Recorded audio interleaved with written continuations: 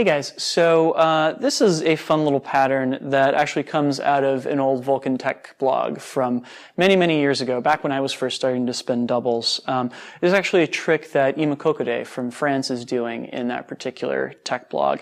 And this is what we would call a quarter-time hybrid. Now, we're familiar with the concept of a hybrid where one hand is performing an anti-spin all the way around, while the other hand is performing an isolation all the way around.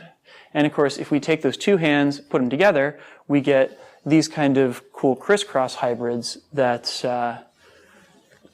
I've covered in this in my tutorial series before. And we can also take our hands apart and perform the same kind of operation, contrasting an anti-spin versus an isolation. Yeah.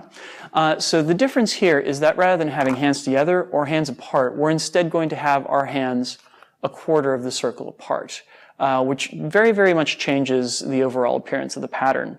So normal convention, of course, with these is rather than going all the way around, we're instead going to go halfway back and forth with each hand. The convention is to kind of perform these directly in front of the body in wall plane rather than in wheel plane, which of course means that for the anti-spin staff, you're just going straight back and forth across the body too.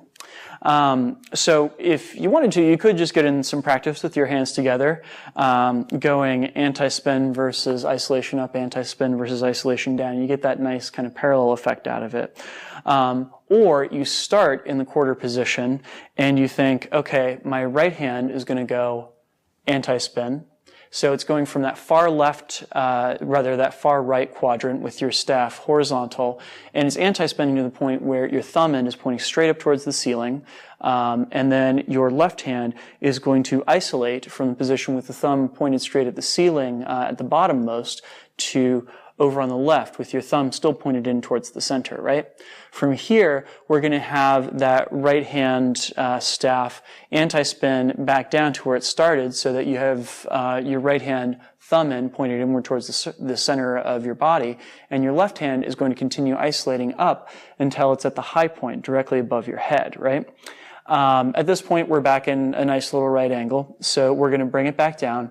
Right hand is going to anti-spin straight down, so your thumb end is going to wind up pointing towards the floor, and your hand is at the very, very bottom of its circle.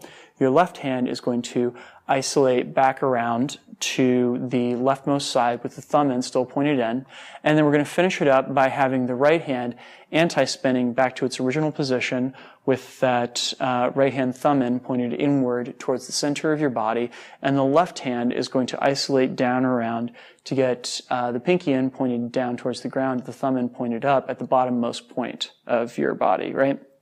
So altogether that winds up being anti-spin versus isolation to get to a top left quadrant, anti-spin versus isolation to get to the top right quadrant, anti-spin versus isolation to get you to the bottom left quadrant, anti-spin versus isolation to get you back to the bottom right quadrant where you started. So think of it as being top left, top right, bottom left, bottom right. And you can just go back and forth like that. The other option is that you alternate what each staff is doing. So instead of doing anti-spin straight back and forth, I can instead do anti-spin, isolation, anti-spin, isolation with each staff. And because it's an even number of steps, they wind up back where they started, yeah? So in this case, it winds up being the right hand is going to start over here on the far right-hand side with the thumb end pointed in, and I'm going to anti-spin to thumb straight up, my hand directly above my head, and then my left-hand staff, of course, is going to isolate around so that I have the thumb end pointed in towards the center. This is stuff that we've already done.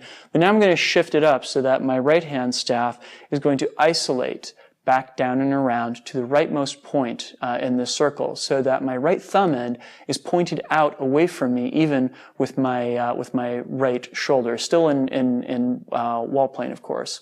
And then my left hand here is going to anti-spin straight up so that I wind up with my left hand thumb end pointed towards the ceiling and my hand at the highest point of its arc, right? Okay, so here we're going to reverse the convention back to the original one. So my right hand is going to anti-spin straight down, so I wind up with my thumb end pointed towards the ceiling with my hand at the very, very bottom of the circle.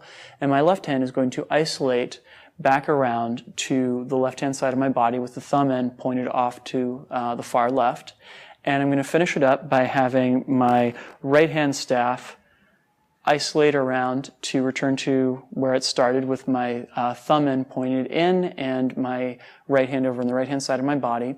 And my left hand staff is now going to anti-spin down so that my pinky is pointed down towards the ground, my thumb is pointed up towards the ceiling, and my hand is at the bottom of its arc. So right where I started, yeah? So we put all this together and we wind up with right anti-spin, left isolation, whoops, right isolation, left anti-spin, right anti-spin, left isolation, and then right isolation, left anti-spin. And put all together, it looks like this, which has a fun kind of assembly pattern to it. As I was drilling this, the thing that really helped me get it down was actually thinking of it in terms of always keeping track of what the right hand was doing and trust the left to do the opposite just on autopilot, right? So with my right hand, I'm always thinking anti-spin, isolation, anti-spin, isolation. And my left hand should then automatically just be thinking isolation, anti-spin, isolation, anti-spin, yeah? So it's thinking about what the right staff is doing that, keeps my left staff on target and keeps the whole move together, yeah? And of course, cool things with this are that, for instance, we could use it as a way to get into a sluice gate, or any number of other right-angled things. So it's actually very helpful, and it looks really cool. It's getting to be more common, but traditionally it's kind of rare that we see right angles like this in double staff spinning. So be on the lookout for them and the good uses for them. Thank you guys for watching, and I will be back with another tutorial for you in another 2 weeks. Peace. This video right here was made thanks to the kind contributions of these folks right here.